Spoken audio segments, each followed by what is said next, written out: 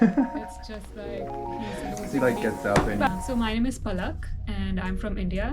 I moved to Chicago in 2021 after finishing my undergrad at MS University in Baroda. So like I majored in painting. Like all my life I've just been painting and drawing, and then I came across printmaking in undergrad. Like we started with woodcut and then lithography, and then we did more of etching like until COVID.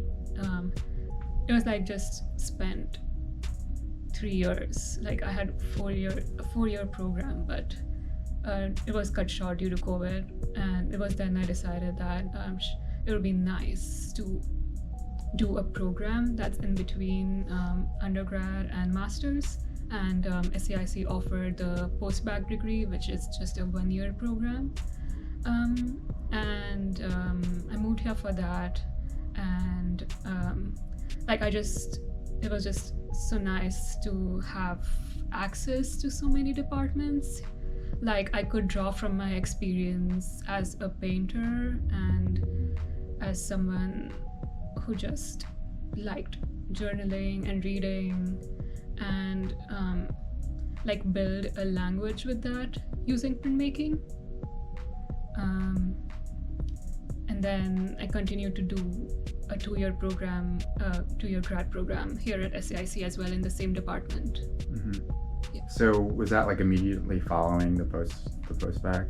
Yeah, it was immediate. Like I didn't even know that I'd been accepted until it was just casually mentioned in a Zoom meeting. And I was like, oh wow, so I can continue to do this. Nice. So yeah. That's amazing. So we're gonna just do the drawing now. Yeah, so just like we're gonna take a break from the questions before, just to kind of have a fun exercise to start with. So essentially, like if you could try and make a drawing in like maybe 1 to 2 minutes, maybe like a pretty quick, like pencil sketch drawing, and then we'll like start to like carve it. I'll transfer it on the block, and then we'll start to carve it. Sure. So draw on the newsprint. Yeah. So draw on the newsprint, and then also at the bottom, write your name at the bottom, essentially. So your name will go at the very bottom, and then the drawing in the middle. Yeah, cool. And it doesn't have to be in reverse. Oh no, draw it like as you would want it, and then it will reverse on the block, and then we'll print it. Yeah, so we haven't done block in a while. Yeah, I like to draw on paper because then I can see how it's gonna look in the end. You know what I mean? To start with, yeah.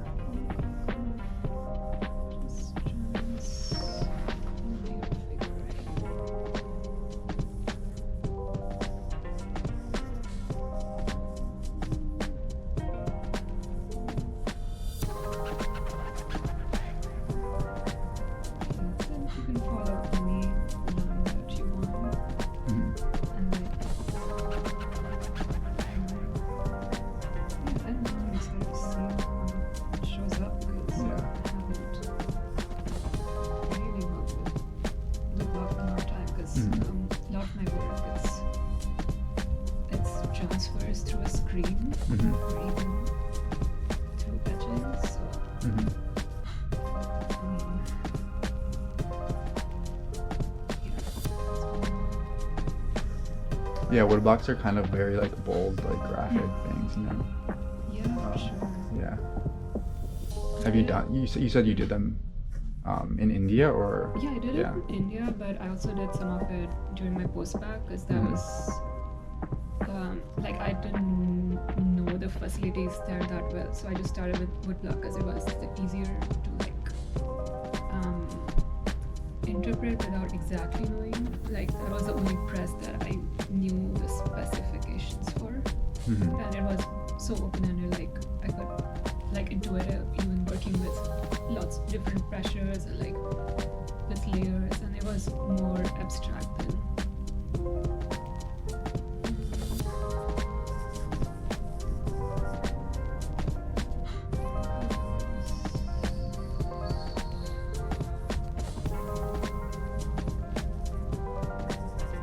So it's almost 2 minutes. Oh yeah, okay. Were you able to write your name as well? Yeah. Maybe right there. Nice. So basically, I'll try to. So I'm gonna transfer it, but I'm gonna have to essentially. Yeah. I'm gonna have to like what's it called? I might have to like go over your drawing. Yeah. More to. No, totally. To do that, but Yeah. I'm gonna ask you some questions while I'm doing that, and then we'll do some carving. So. Let's grab this. So, yeah, the first question I asked you, that I sent you, is kind of a long intro, but essentially, I was just doing research on your work, and I found your SAIC grad show website. Yeah. The one I got to see that in person, which was really cool. And you had like big drawings, essentially, looked like, or prints. Yeah. And on the webpage, you have a lot of footnotes at the bottom, which is kind of a unique way to like describe your work, maybe, because I've seen those web pages before, and no one really has like footnotes, it seems like. Okay. But yeah, so I just kind of went down the little rabbit hole, just like reading your footnotes. But one of them that stood out was from Anna Mendieta, a Paris Review article, and it was essentially the author was like found her notes, like a note she had written or something like that, and the note said, "I'm not interested in formal qualities of." Sorry, I'm also going to try to draw during this. Maybe I'll just ask this first. I'm not interested in formal qualities of my materials, but they're emotional and sensual ones. And then, kind of like as an aside to that note, she then wrote like a note to self, and she said, "You could do more with this." And so the question is like, what's the significance of that article to you? That was just like one thing from the article, but what was the significance of that article? And then like, why did you put it in your footnotes? And then to that end, like, a note to self, like pushing yourself on something you could do more with. Is there anything in your practice that you feel like you want to push further or do more with? Yeah, for sure. So the author of the article was also like a grad student in some art program, and Anna Mendieta was one of the faculty she had on like her PhD panels.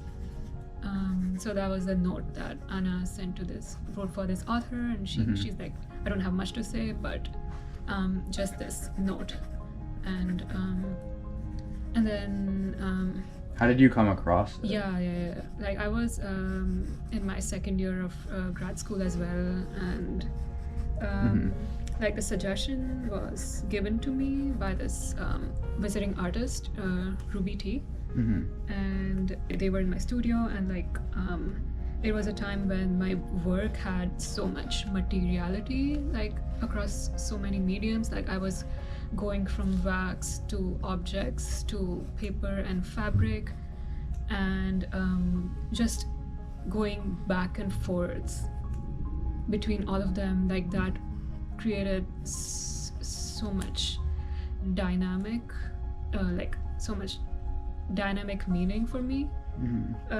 Like it came alive because of that. Like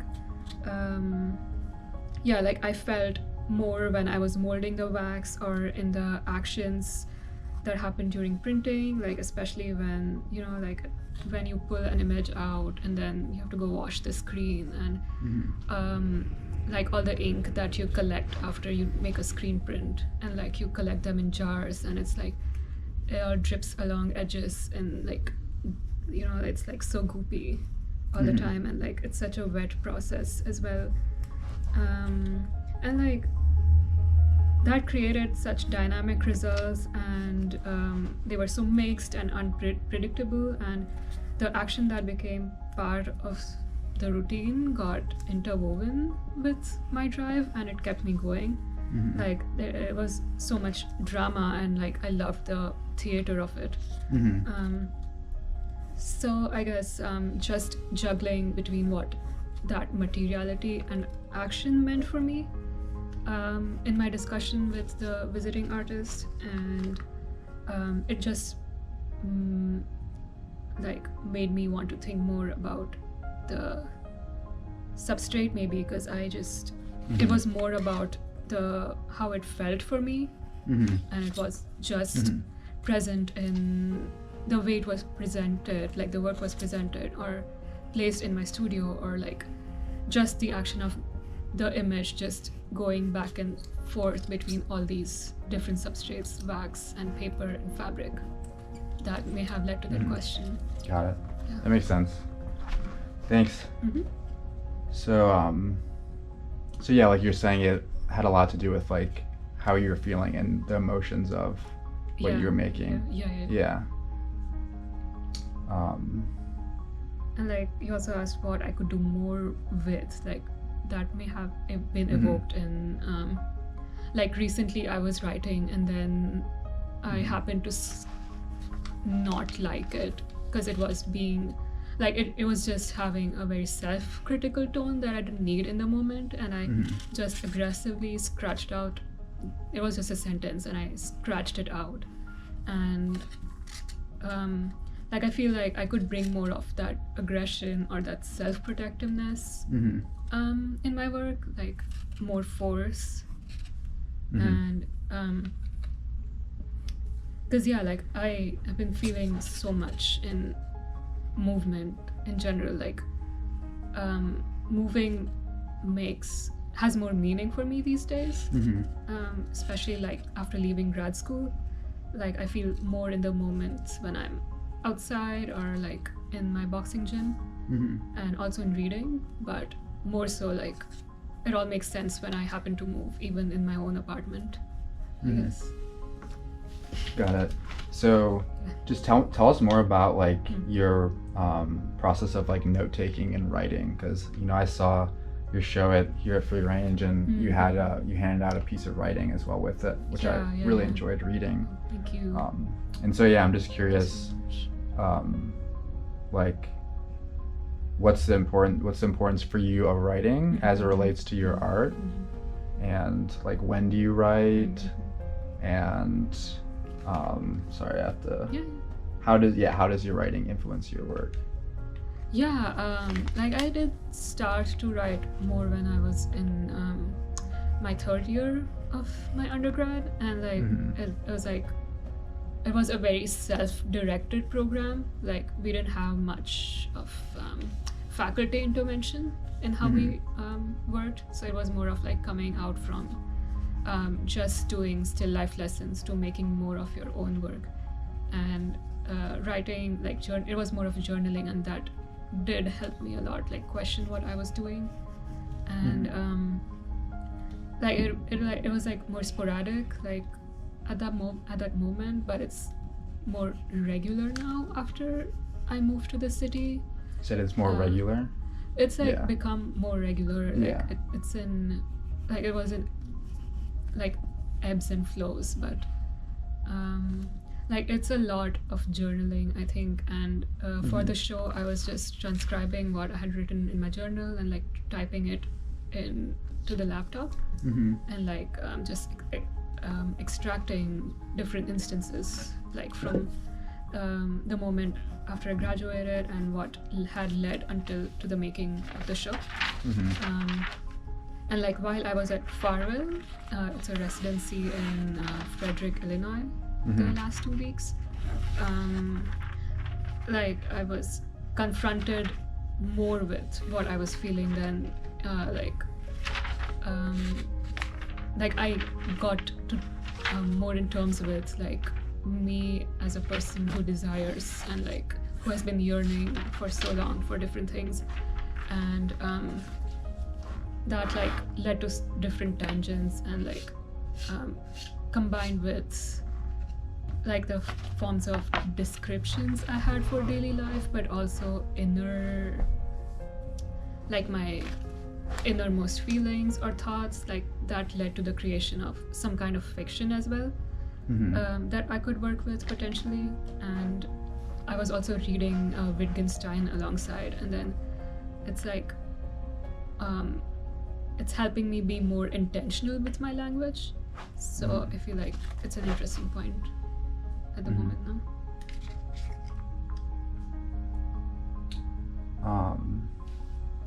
Wait, so what were you reading? Just essays by Wittgenstein, like I'm not familiar. on What? language. Okay.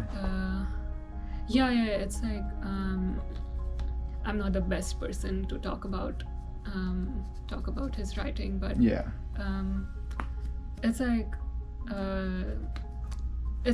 based like its main essay, like the nature of philosophy. It's based on the premise that a lot of problems that are created for us are due to created in philosophy specifically are because of language. I mean, the knots in language, and philosophy should be about undoing those knots in language. And a lot of different things come in, like it's like one thing is grammar, but also like other realizations of sorts. It seems like you're pretty interested in philosophy. Have you always been interested in philosophy, or is that? I mean, I didn't take a class, like I didn't have not like directly formal. philosophy. There was a class in like art and language back in grad school, but I mean, not so intensely, I guess. Like I'm not that articulate when it comes to talking about philosophy, but it's just what I do. But you enjoy reading about it, and I'm kind of like that with like film, like watching films. I know. I couldn't like talk to someone about it who's really smart about it, but it's like a hobby almost in like a research way. It has helped in so many different moments, like it's just as I said before, like the problems in language or in expression, like so much of it could be found and like encountering certain philosophies, I guess.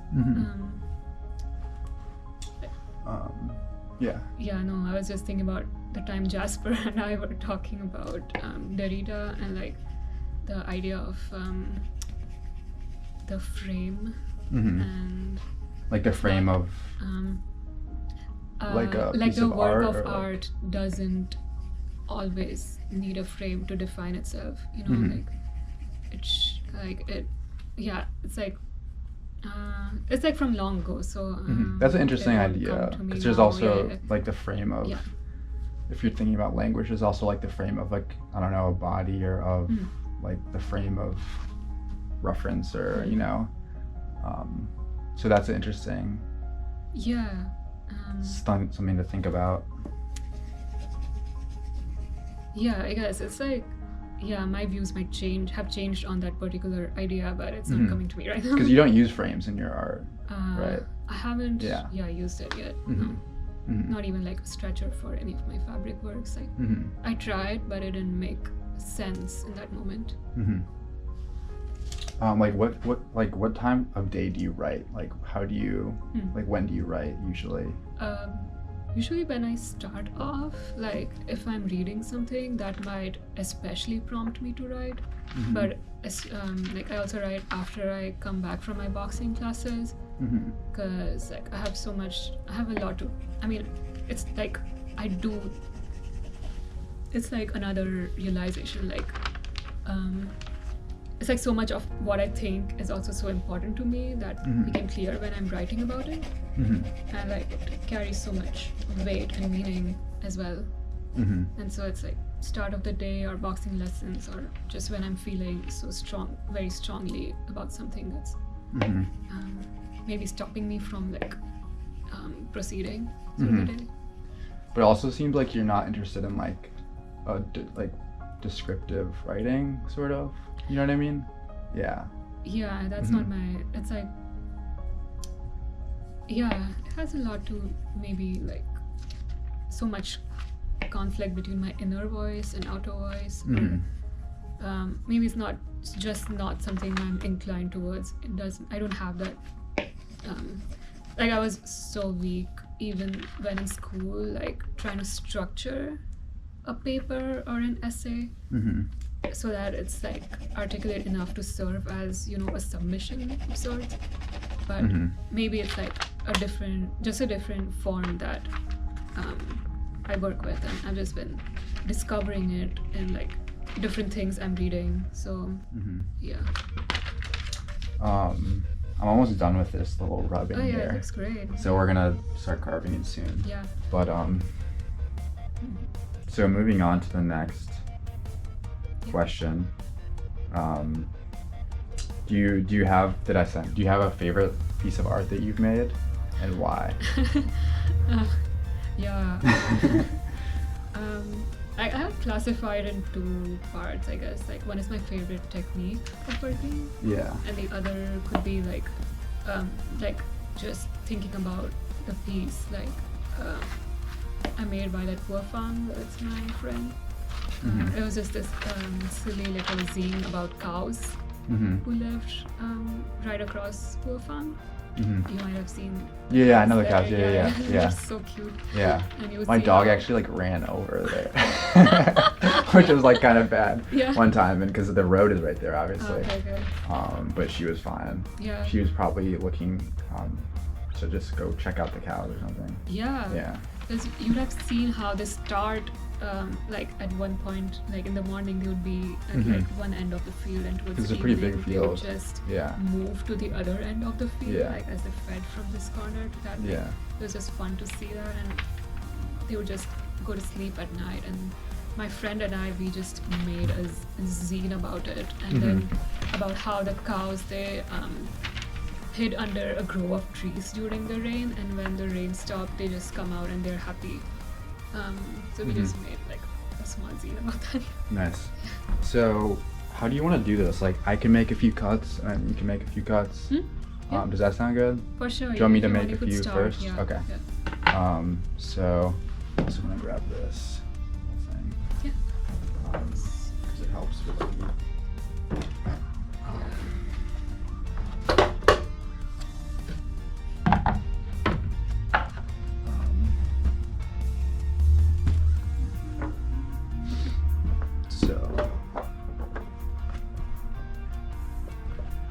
So yeah, so you're talking. So that the zine is a favorite piece of art. Maybe. It was Yeah. it might be because like, it was Yeah. just fun to make, Yeah. and not like hmm yeah, it was just fun to make in a Yeah. very non-pressure environment. That's all. And then the other thing you were saying was like. The technique, like someone in school had suggested to me, like it was just a form of monotype making using the screen, and you just flood the screen entirely and place it over the substrate, and then you would apply pressure like wherever you wanted the ink to touch the surface. So you would just draw along the screen, like just apply pressure wherever you wanted the drawing to be formed, and that area would mostly be printed onto the substrate. So like that was a really yeah, I guess it was, yeah, that's how I think went from making monotypes directly on paper onto the fabric. Yeah, like even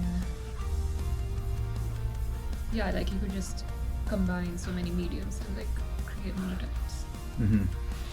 That's fun. So where's the zine now? It's just it's at home right now. Like we thought of sending it out to Mark, but we haven't done it yet. Yeah. So what's the what's like this, what happens in it? It's just about the cows. It's about the cows. Like they're Yeah. just eating, like they're grazing. Yeah. And it starts raining, and then they disappear, and like they hide under the trees. And then the rain stops, the sun comes out, and they're happy. And it was also like my friend and I, we were also practicing talking in French with each other at the moment. So like the zine is also in French. Like the text in the zine is in French. It's just because we were practicing. Like Yeah, I guess I haven't practiced French in a long time, so I can't recount. Like you just like les vaches sont revenant, like they return when it stops raining. Like the le soleil and il pleure, and like it's raining, and yeah, it was just a weird thing. That sounds fun. How did you make the zine? Like, what was it? You just had paper?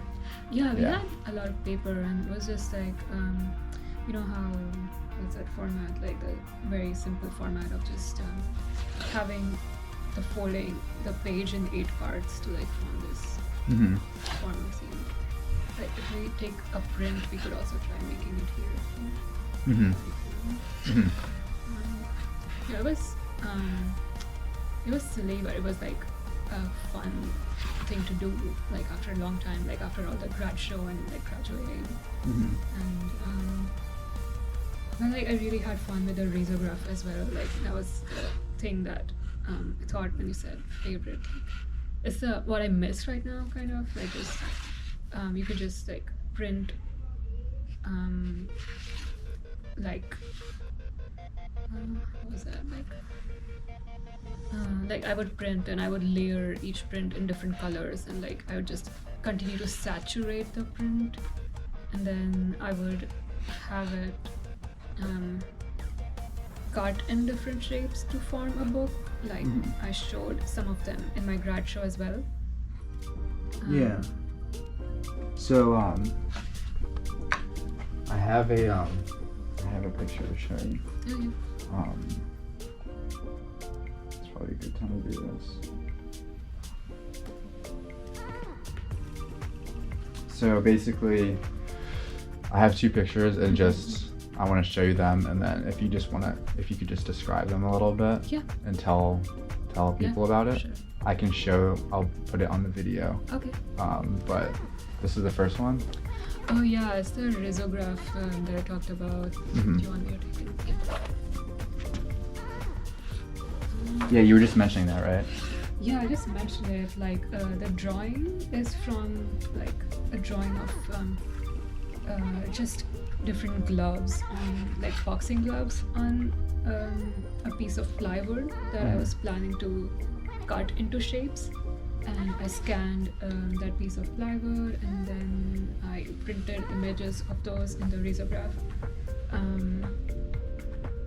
And I continued to saturate, so you would see how like the lines, they are like stacking on top of each other. And I was like at that time I was working with the ideas of accumulating and like repeating the same motion, and like so it was sort of like I wanted to solidify that motion in a piece of work, like in this moment. Like it's kind of, I did it while making, like it's kind of a book, I would say, but it's also just a form that I wanted to create using these prints, and that was really great. Like it's something like an idea that I have been thinking of in different ways, and like I try to do some of it at Farwell House as well.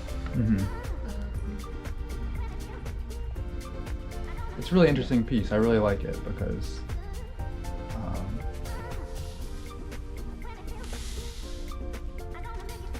I didn't know it was risograph at first. Yeah. I also thought it's on paper, right? Yeah, it's a risograph print, like mostly on these 11 by 17 sheets. So like I had them in 2 colors. Like one is like a warm white, and the other is a cool white. So even that creates variation with like all these colors that I was printing with. And yeah, like it's like I would also change the position of the image a few times while printing, so like it would also appear shaky, and I would also send you like an image of all the original prints I had, because like I saw it after a long time, and I was like, wow, like I really made this, and then I cut it up. Like I couldn't keep those prints by themselves, like I had to cut them up for some strange reason. Because I also thought they were like, I thought it was like almost, it looks like a mesh almost. It's probably because of the way you made it. Yeah, it's also like the grain texture maybe, like of the wood that comes out from some of it at least. But it's also like in like the risograph prints in dots. It's kind of like a screen print but done through the machine. So you find like a similar texture as you would in like a screen print that's done in bitmap, you know. Can you tell me about the title of it?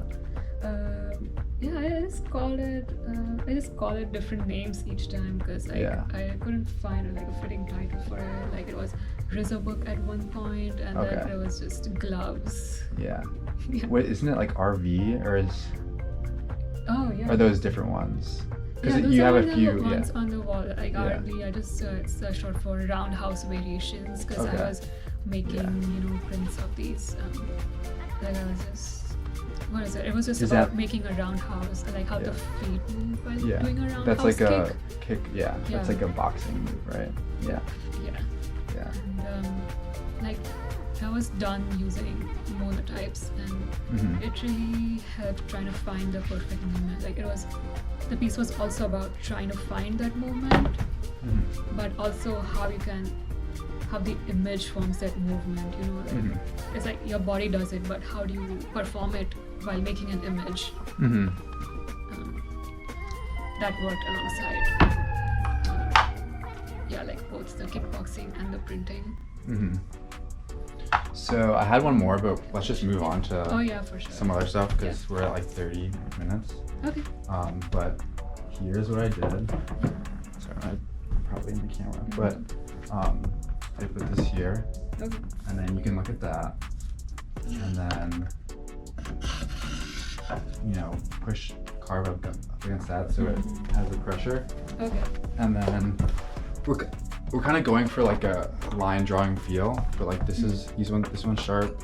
I would use these two if I was you, because these ones are like very you could, I mean, this one, there's also this, so just make a few carves, just kind of following your lines. But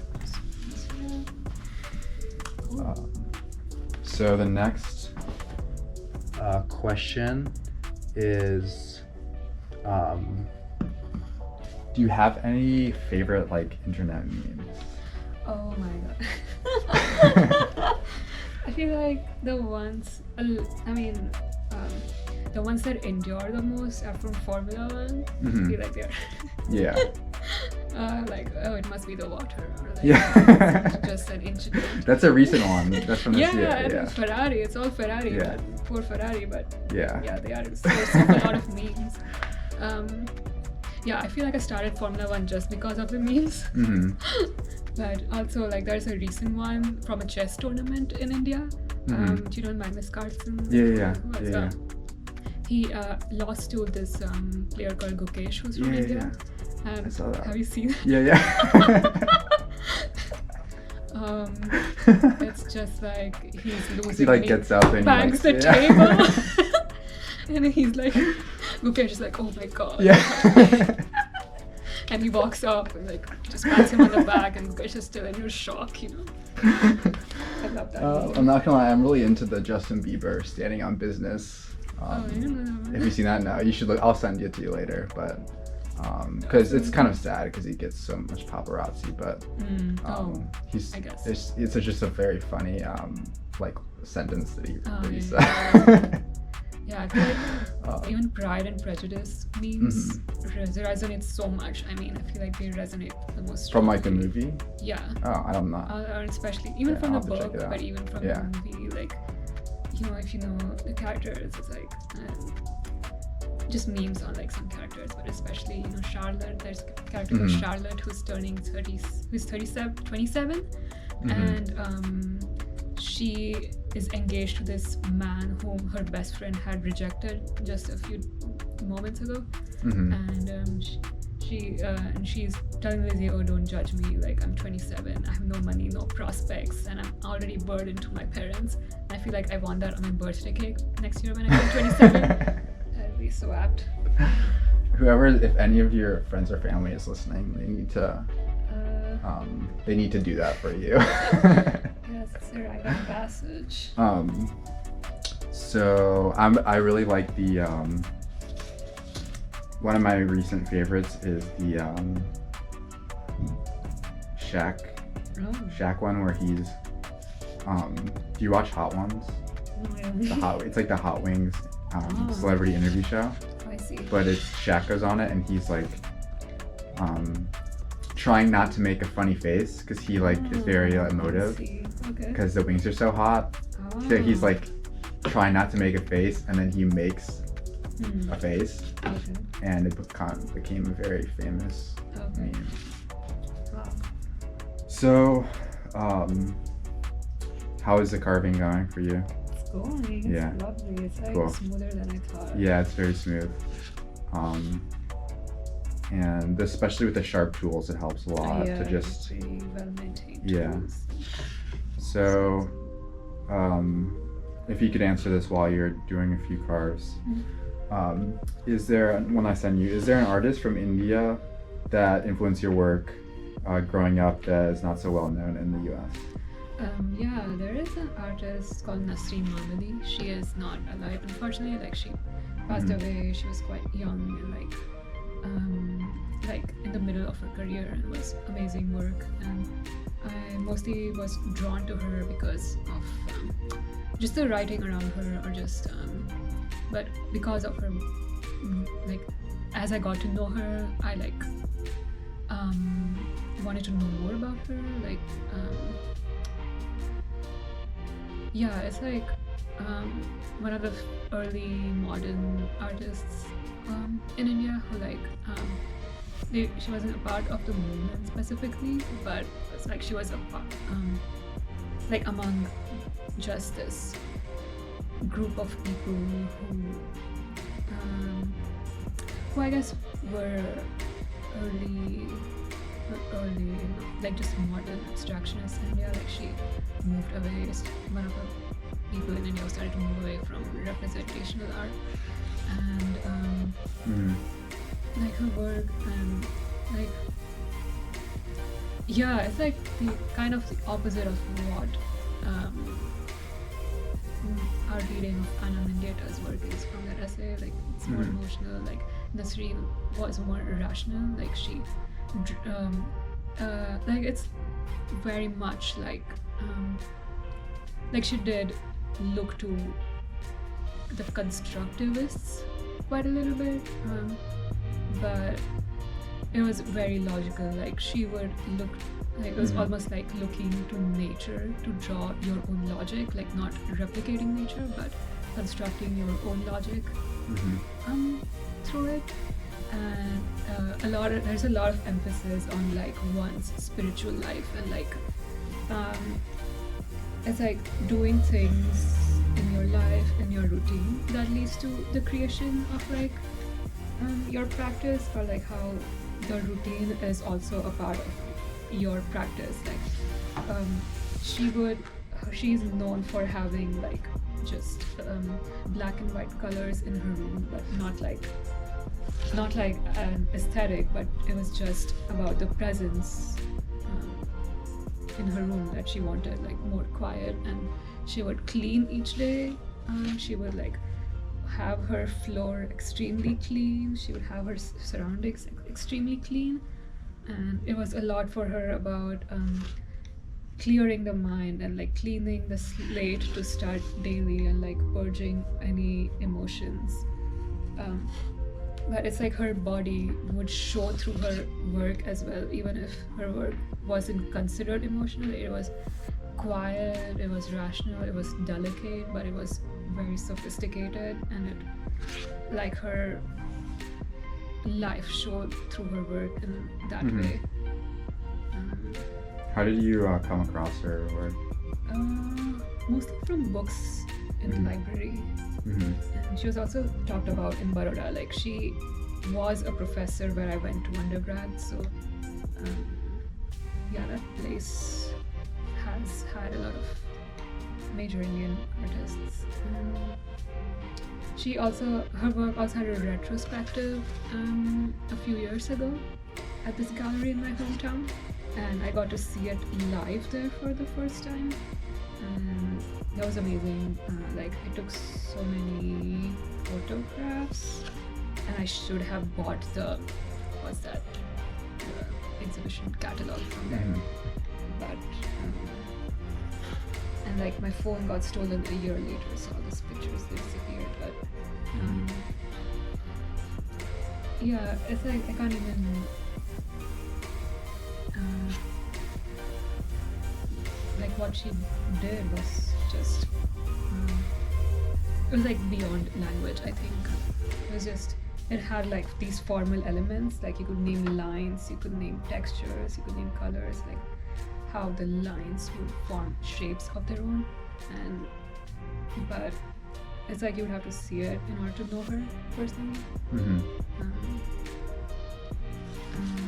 And like yeah, there's this essay that I still go through from time to time that was written about her by Geeta Kapur, and some of her journals were also published in one of her exhibition catalogs, and I could send those to you, but even those made so much sense in getting to know her. So I feel like reading her journals, or like reading this essay and looking at her work, her earlier work, and just getting to know her practice from long ago to like what it got to the time when she had this neurological disease that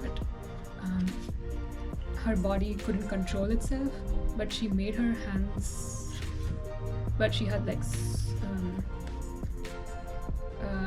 this determination that she wanted to continue making, and like she would continue to draw even in pain,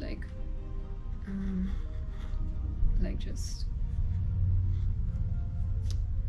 yeah, it's just there's a correlation of her work with what Roland Barthes talks about language as well. Like your body exceeds the language, like even if you are silent, your body would express it, like even if you are in pain or in love or anything. So that was very much what she did. That makes sense in terms of, you know, her kind of drawing from her life, almost in like a performative way, but just like her living then influences her artwork. For sure. Which makes sense kind of for you, because it seems like your kind of writings and kickboxing kind of and things like that influences your making. And I had one question that I didn't send you, but kind of related to what you were just talking about in terms of body. And I was listening to this podcast, art podcast, and are you familiar with the artist Ali Shari, Lebanese artist? Okay. Like video, moving image, and like installation and drawing artist. But basically he references a lot of like material objects in like that are in like museums and different things like that, you know what I mean? Okay. And he's really interested in like the materials of them. But also, so basically what he was saying was, and I was listening to this and I was thinking about you because it was related to something we talked about once. Basically he was saying, so the interviewer asked him about like why does he put himself in his work sometimes, and he said that it's not to talk about his own specific experience, but it's to like talk about how he experiences the world through his body, and so putting that on display is or it's not to talk about how he experiences the world through his body, but about how every single individual person experiences like their experiences through their own bodies, you know what I mean, of the world. So it's not so much about him, but about just experience of like a body in the world almost. And yeah, I'm just curious if you could tell me more about like figures in your work and how you think about maybe like, you know, it's not so much maybe your figure or or like what figure is it, you know, and how do you see that? Yeah, like it started with me, like me being preoccupied with a range of motion that was just limited to kickboxing at that time. Like I was trying to think more about, oh, how is this kick performed, and like I should draw this figure to like understand how that kick is happening. And I just had like a range of prints or monotypes just centering around this one move or like different sets of moves. And then it became like, as it happened more and more on material, it was like this movement is getting solidified on this material that's also like being repeated, and like how like it's just having this sculptural quality in its multiplicity. And that was very profound for me, like this, so wow, like it's like really transcending the image for me, like in the way it was getting more sculptural, but also like it was one of the reasons I was reminded why I wanted to do more print media work instead of like just painting, because like I was at a standstill in my painting practice because I couldn't see an image to its end, like that image like it just couldn't handle having it in a painting, like it had to move through a range of processes for me to continue. And that happened in making and like some of it in writing as well, I realized, like as it happens over time.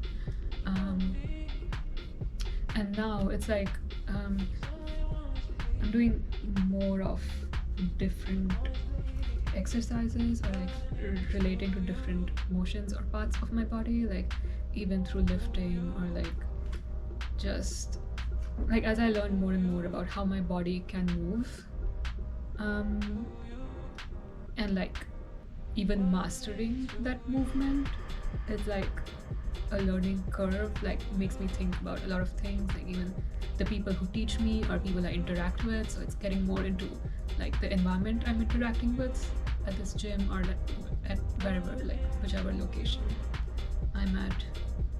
So it's like there is an expansion beyond that, or even a wholeness that's being formed in like the range of motion that's surpassing just doing boxing. Mm-hmm. So I just have a few more questions. Yeah. How's it going over there? It's The good. carving? I'm carving out my name. Nice. I feel like it's almost done. Sounds good. Yeah. So yeah, just a few more quicker questions, I guess. Yeah. And then we'll go ahead and try and print it. Oh. So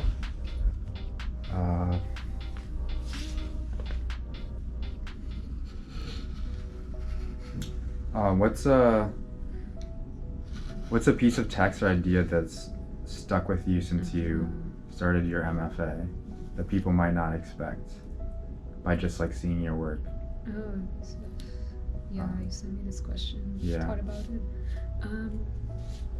Yeah, I would say people might not expect it. There's just this there's this essay on like that was delivered by this author on like Mid-America Print Council like a few years, like I think a decade ago or 2 decades ago. It's been a long time, and it's just more about how like there hasn't been so much writing about printmaking than has been about other mediums, and like it has so many bodily connotations to it. You know, like even the terms we have in it are like to do so much about the body and like pushing out and like, you know, reproducing. And I have that with me still. And also like the artist I mentioned, Nasreen Mohamedi, like the essay on her by Geeta Kapur, I could send it to you, and even her journals. I think these writings are very important to, like I've still carried them on. You know? But what someone once said to me, like it won't be like a piece of writing, but in one of my critiques back in undergrad was like don't let this turn into a formula. So I think about that a lot, like when I'm doing something and like trying to replicate something, like I want to do it because perhaps because of some intuition, but not because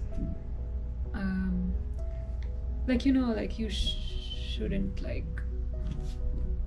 do it because maybe for reasons that don't suit you or that you can't articulate.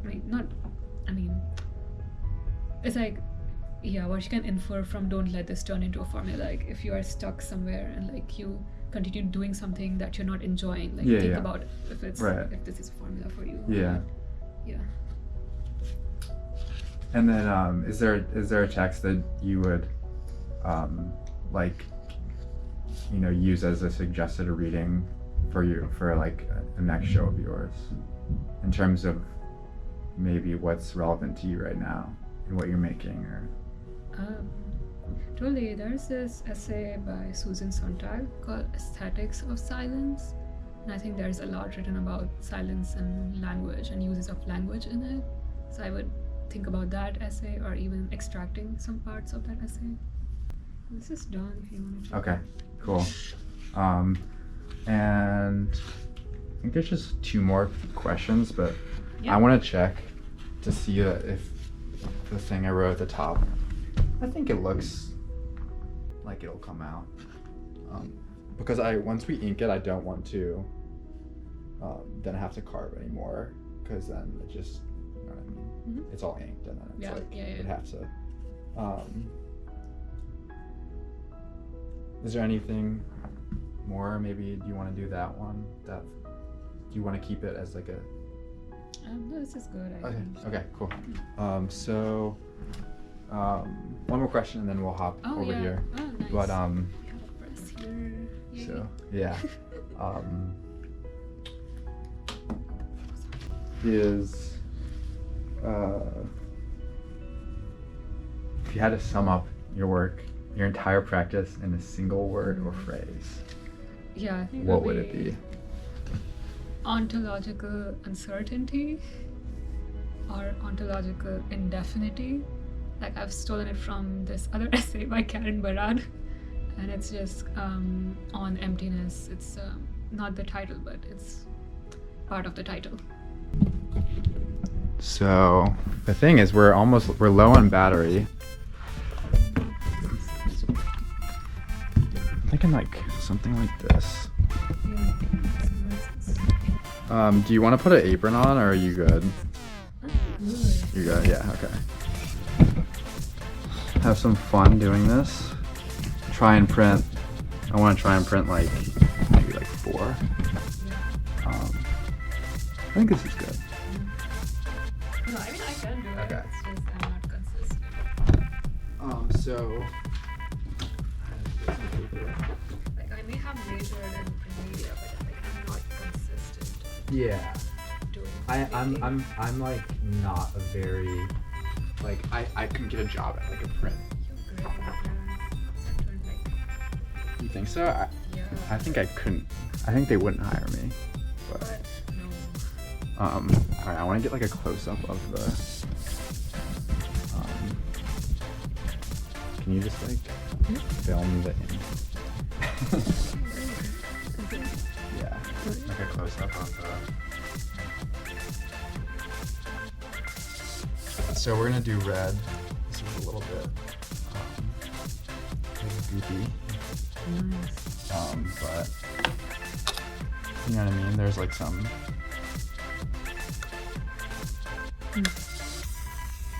Yeah, part of the reason I wanted to use red, is because like for a while I avoided red because I felt like it was so such a like bold, strong thing that I felt like it was hard to use, but I'm finding, I don't know, more ways to use it.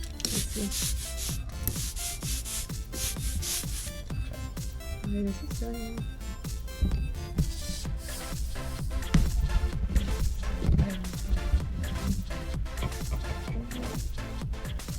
So this is your illustration. So I'll do, I can do the press, but if you just wanna.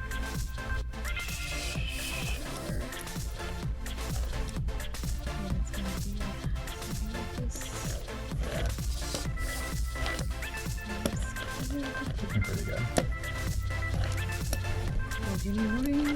Yeah. You can do it.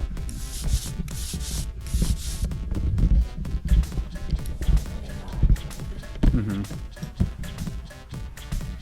Like, isn't that like a song lyric? All coming back.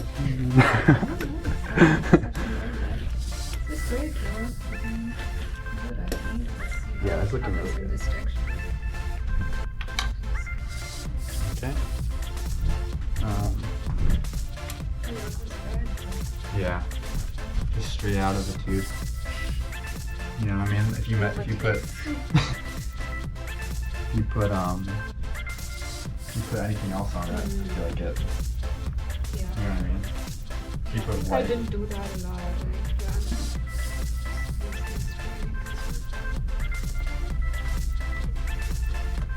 I like to mix a darker red, but I feel like if you go lighter, it just looks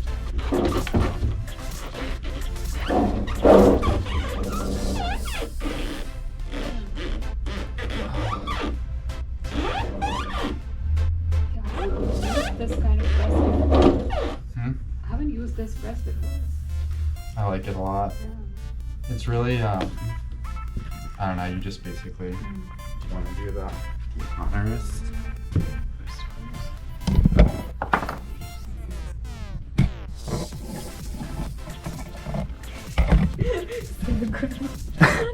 Looks a little like pink, but it's good. It's awesome. I love it. It looks awesome. Yeah. It's very Cancer with Leo energy, which I am. It's very what? Sun, Leo rising. Oh, I'm just like Cancer, Sun, Leo. Oh, rising yeah. energy. We talked about that because we're both Cancers. Oh yeah. Yeah.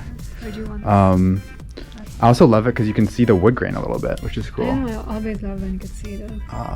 So maybe we'll just finish off, here, and one final question. Okay. And for the interview is just where you can also put up the. Do you want to smile with it? Cool. So you can put it on there in the drying rack. But yeah, one final question is like, where can people find your work? Who's listening to this? Yeah. And what have you been working on, and what would you like people to check out? Yeah, like on the SAIC grad show website, we do have a few images of my work, and I don't upload a lot on Instagram, but I'm working to build a website just to organize my work. And like, if you're interested, you can message me, perhaps. That'd be great. Sounds great. Thanks so much. Thank you. This was great. Yeah. I need to try and figure out how to. I think I just